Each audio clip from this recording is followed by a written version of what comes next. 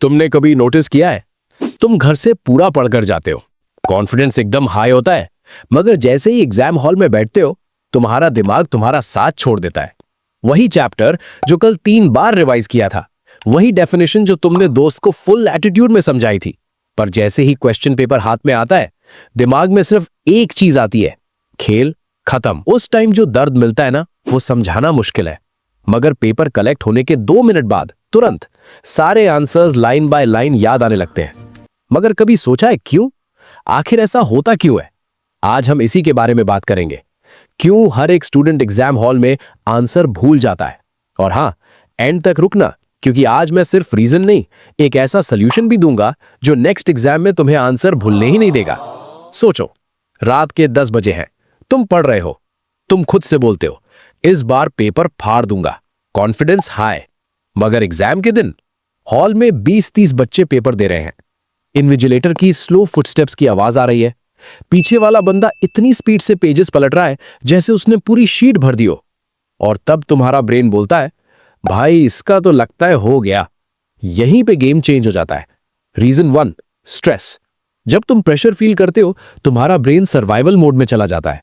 उसको लगता है सिचुएशन सीरियस है, बॉडी एड्रेनलिन रिलीज करती है, हार्ट बीट फास्ट हो जाती है, हाथ थोड़े कोल्ड हो जाते हैं, और सबसे डेंजरस, मेमोरी एक्सेस स्लो हो जाता है।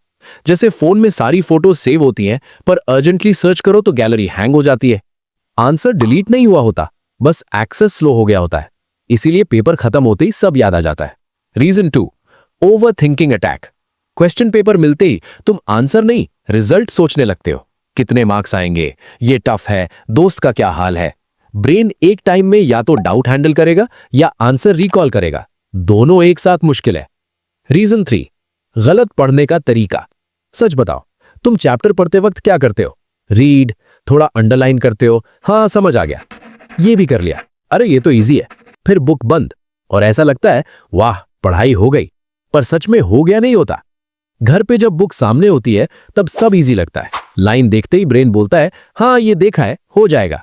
पर एग्जाम में बुक नहीं होती, वहां ब्रेन को खुद से आंसर बनाना होता है, और यहीं पे गेम उल्टा हो जाता है।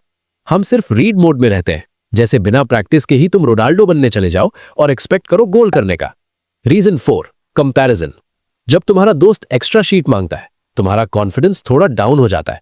वो इतनी स्पीड से लिख रहा होता है जैसे उसको सब याद हो। तब तुम्हारा फोकस क्वेश्चन से हट जाता है, और जैसे ही फोकस हटा मेमोरी स्लिप। पर रियलिटी में एग्जाम हॉल में सब अपनी रेस में होता है, पर हम दूसरों की स्पीड देख के अपनी डायरेक्शन भूल जाते हैं। अब सॉल्यूशन ध्यान से सुनना। चैप्टर पढ़ने के बाद बुक बंद करो, खुद से लिखने की ट्राई करो, चाहे गलत लिखो पर लिखो।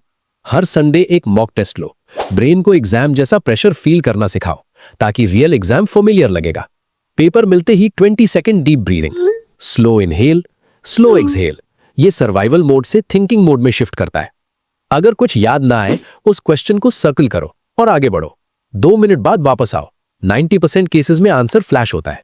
और सबसे इंपॉर्टेंट बात, अगर पेपर के बाद आंसर याद आ जाता है तो इसका मतलब तुम वीक नहीं हो, तुम्हारा ब्रेन पावरफुल है, बस प्रेशर में टेम्पररीली फ्रीज हो गया था।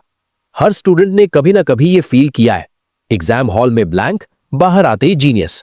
ये तुम्हारी प्रॉब्लम नहीं, ये प्रेशर का गेम है। पर जो स्टूडेंट प्रेशर को समझ लेता है वो गेम चेंज कर देता है, और आज से तुम भी उनमें से हो सकते हो। अगर तुम्हें वीडियो रिलेटेबल लगी तो कमेंट में लिख देना अब पेपर फाड़ दूंगा, और सब्सक्राइब और लाइक भी कर देना। और हाँ, मिलते हैं नेक्स्ट वीडियो में।